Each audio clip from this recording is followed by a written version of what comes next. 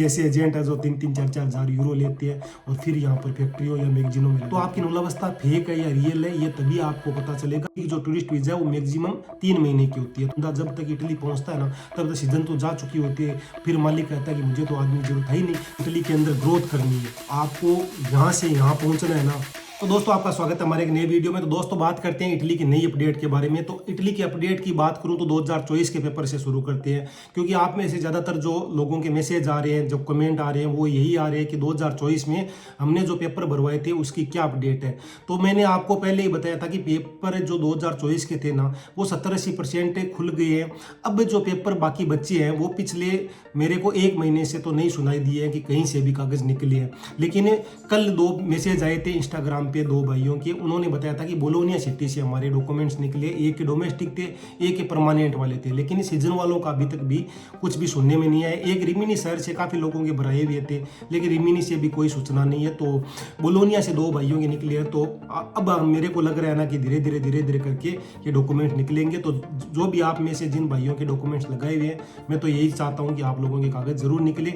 बाकी जो भी आपकी टाइमिंग है उसी हिसाब से निकलेंगे। यदि आपकी टाइमिंग थोड़ी ज़्यादा है तो अब निकलने के चांस बहुत ही कम है।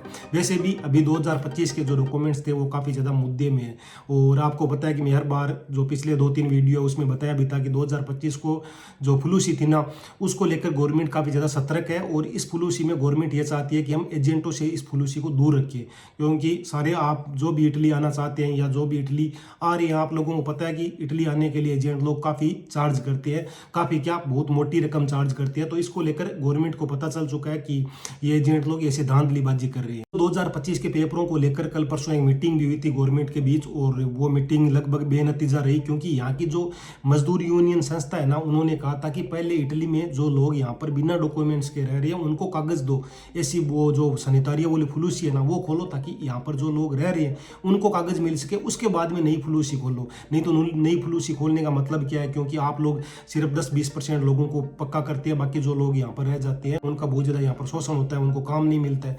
तो इसको लेकर गवर्नमेंट के बीच काफ़ी गर्मा गर्मी बनी हुई है, और हो सकता है कि ये जो 2 तारीख आ रही है ना अगली, इसको एक मीटिंग और है तो उसमें कुछ नतीजे ले सके। बाकी भाई जो भी होगा अच्छा होगा, क्योंकि इस बार गवर्नमेंट को पूरा पता चल चुका है कि ये डॉक्यूमेंट्स किस तरीके से ये एजेंट लोग भराते हैं और किस प्रकार से बाहर से लोग यहाँ पर आते हैं, कितना पैसा देकर आते हैं, और यहाँ आने के बाद उन लोगों के साथ क्या क्या होता है। अब जो आप में से ज़्यादातर भाई जो 2025 में आएंगे उन लोगों के डॉक्यूमेंट्स यहाँ पर आने के बाद बनेंगे और आपको काम भी मिलेगा। तो ये सारा कुछ सिक्योर होगा और गवर्नमेंट कुछ ना कुछ अच्छा कदम जरूर उठाएगी। तो आप लोग जो 2025 में आ रहे हैं, आप लोगों के लिए खुशखबरी है कि आप लोग जो भी आएंगे आप लोगों के साथ ये जो पहले होता था ना वैसा नहीं होगा। बाकी आप में से कई लोग ये भी पूछ रहे थे कि हम टूरिस्ट वीज़ा में यहाँ पर आए तो क्या हमें काम मिल जाएगा। देखो टूरिस्ट वीज़ा में आप लोग यहाँ पर आओगे ना तो आपको काम मिल जाएगा। इटली के अंदर क्या है ना कि डिपोर्ट वाला सिस्टम नहीं है कि आप लोगों के पास यदि नौलावस्था खत्म भी होगी, वीज़ा खत्म होगी तो आप लोगों को वापस अपने देश डिपोर्ट कर दे। जब तक आप क्राइम नहीं करेंगे ना, चाहे यहाँ पर या यूरोप में किसी भी कंट्री में, तब तक आपको वापस डिपोर्ट ये लोग नहीं करेंगे। तो डिपोर्ट वाला सिस्टम तो इटली के अंदर है नहीं। लेकिन वही बात है कि आप लोग यदि वीज़ा टूरिस्ट वीज़ा लेकर आते हैं तो आपकी वीज़ा 3 महीने की होगी, क्योंकि इटली की जो टूरिस्ट वीज़ा है वो मैक्सिमम 3 महीने की होती है। तो 3 महीने आप लोग यहाँ पर रह सकोगे, यहाँ पर काम कर सकोगे, तो क्या ही कमा लोगे। बाकी यदि आप लंबे समय तक रहना चाहते हैं 3 महीने से आगे, तो फिर तो ये यार अनलीगल हो जाएगा। तो आप लोगों के डॉक्यूमेंट्स यहाँ पर बनेंगे नहीं, फिर कितने दिन रह सकते हो, 1 साल 2 साल, वो भाई आप पर है। बाकी आप लोगों को डॉक्यूमेंट्स बनवाने के लिए फिर सैनिटोरिया वाला जो फ्लूसी होती है ना उसका खुलना बहुत ज़रूरी है। इटली के अंदर पहले ही 6-7 लाख लोग ऐसे हैं जिनके पास डॉक्यूमेंट्स नहीं है, और इनमें से भी कम से कम 2-3 लाख लोग ऐसे हैं जो डोंकी मार कर यहाँ आए। तो आप लोग समझ सकते हैं कि बिना डॉक्यूमेंट्स वाले पहले ही इतने, और आप टूरिस्ट वीज़ा लेकर यहाँ पर आते हैं। किस लिए आना भाई, हर साल इटालियन गवर्नमेंट डॉक्यूमेंट्स खोल रही है, तो आप लोग डॉक्यूमेंट्स लेकर भी आ सकते हैं। यहाँ पर पूरे डॉक्यूमेंट्स लेकर आओ मैं तो कहता हूँ, और यहाँ आने के बाद अपनी पूरी बात करके आओ, ताकि यहाँ आने के बाद आपको काम मिल सके और आपके कागज़ बन सके। क्योंकि ये भी नहीं है कि आप लोग पूरे डॉक्यूमेंट्स में हैं और आपके डॉक्यूमेंट्स बन जाएंगे, क्योंकि एजेंट लोग ऐसी बात करते हैं ना कि लोगों को घुमाते हैं। कई लोग नापोली शहर में ऐसे बैठे हैं जिनकी 12 महीने की नौलावस्था जो वीज़ा थी वो वैलिड थी 365 दिन की, लेकिन उनकी वीज़ा खत्म हो गई है, और अभी तक परपेतुरा वाला जो काम होता है ना जो 8 दिनों के अंदर होना चाहिए वो काम भी नहीं हुआ रहा है। तो काफ़ी ज़्यादा लोगों के साथ बहुत कुछ हो रहा है। तो आप लोग है ना, जो भी आ रहे हैं यहाँ इटली, आप लोग पूरी बात करके आओ, चाहे वो कागजों की हो चाहे वो काम की हो। आप लोग, मैंने आपको पिछले वीडियो में बताया था कि आप लोग डोंकी मार कर नहीं आ रहे हो, आप लोगों के पास डॉक्यूमेंट्स है, लीगल डॉक्यूमेंट्स है, गवर्नमेंट आपको बुला रही है और आपको यहाँ पर इटालियन मालिक बुला रहा है, तो आपको डरने की कोई भी ज़रूरत है नहीं। आपके साथ कुछ भी होता है ना, तो आप लोग जो मजदूर यूनियन है इसका सहारा ले सकते हैं। आप लोग पुलिस स्टेशन जा सकते हैं, क्वेस्टोरा बोलती है, वहाँ पर आप लोग बता सकते हैं कि हमारे साथ ये हुआ है, क्योंकि आपके पास कागज है भाई। तो आप लोगों को किसी को डरने की जरूरत नहीं है। आप लोग ट्रांसलेट करके भी बता सकते हैं फ़ोन से। ये भी नहीं है आजकल की भाषा का आना जरूरी है, भाषा नहीं आ रही है तो कोई बात नहीं, ट्रांसलेट करके बता दो। उसके बाद में तीसरी चीज़ कि आप लोग वकील की हेल्प भी ले सकते हैं। तो ये 3 स्टेप है जो आप लोग इसमें से कोई भी चुन सकते हैं। वकील बेस्ट रहेगा। तो ये जो प्रोसेस है इसमें काफ़ी लोगों को कागज़ भी मिले हैं, तो हो सकता है कि आपको कागज़ भी मिल जाए। बाकी डिपोर्ट वाला सिस्टम तो है नहीं, तो आप लोगों को कोई भी वापस अपने देश नहीं भेजेगा। उसके बाद में कई भाई ये बोल रहे थे कि नुलावस्था चेक करके बता सकते हो कि रियल है या फेक है। देखो, मैं नहीं बता सकता, मैं क्या, कोई नहीं बता सकता।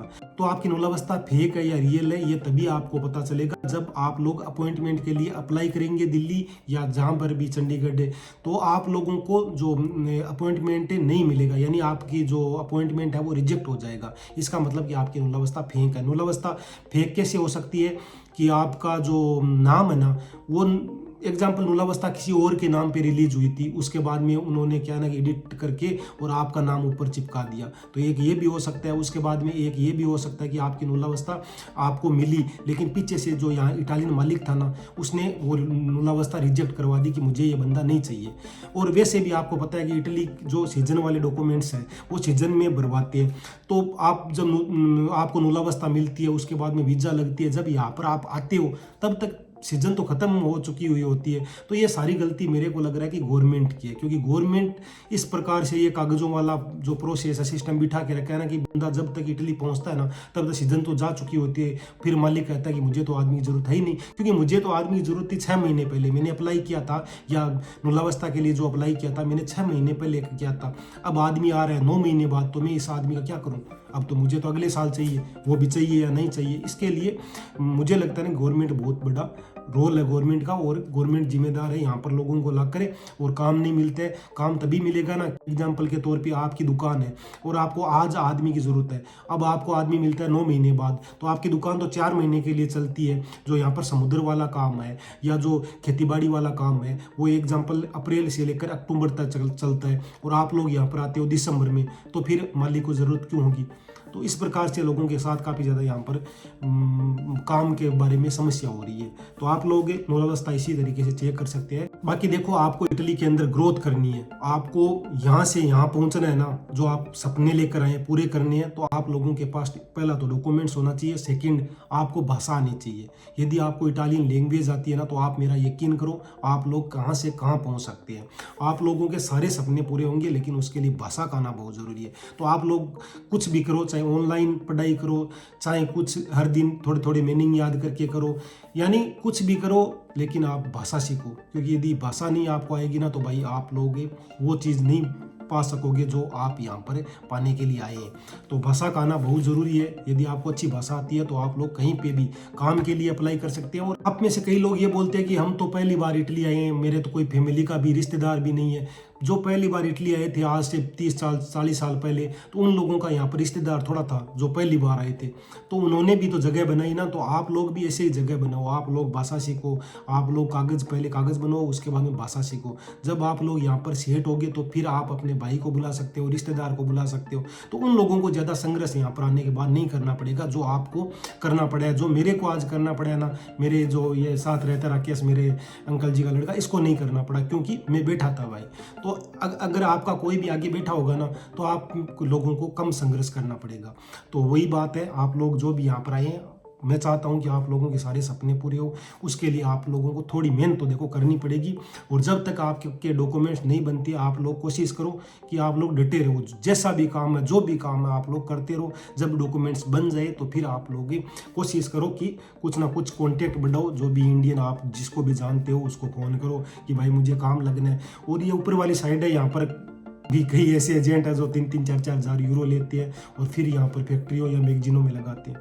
तो मुझे लगता है ना कि अब क्या ही कर सकते हैं, पहले एजेंट भी लेते हैं तो उसके बारे में भी क्या करें, फिर यहाँ एजेंट बन गए ये ऐसे लोग जो 3-4 हज़ार यूरो लेते हैं काम लगवाने के लिए। और ये सच्चाई है, जिन लोगों को नहीं पता मैं उनको बता दूं कि इटली के अंदर यदि आपको फैक्ट्री या मैगजीनों में लगना है तो ऐसा नहीं है कि शहरों में, लेकिन आप लोगों को मैंने बताया था कि एजेंसी के द्वारा भी अप्लाई कर सकते हैं, लेकिन कहाँ रहोगे कैसे करोगे, तो उसके लिए क्या ना कि कई ऐसे इंडियन हमारे भाई बोल सकते हैं जो 3-4 हज़ार यूरो लेते हैं और फैक्ट्री या मैगजीनों में लगाते हैं। तो उस प्रकार से भी आप लग सकते हैं, क्योंकि फैक्ट्रियों में जो तनख्वाह होती है 1500-2000 के बीच होती है, तो 2 महीने की तनख्वाह है, देख लेना आप लोग। मैं तो एक रास्ता बता रहा हूँ, इस रास्ते से मैं भी लगाऊँ, मैं झूठ नहीं बोलूँगा। तो ये था दोस्तों आज के अकॉर्डिंग मेरा वीडियो। बाकी मैं रोज़ बोलता हूँ फिर बोलूँगा, आप लोग भाषा पे ध्यान दो, 5 मीनिंग भी याद करो लेकिन डेली के याद करो।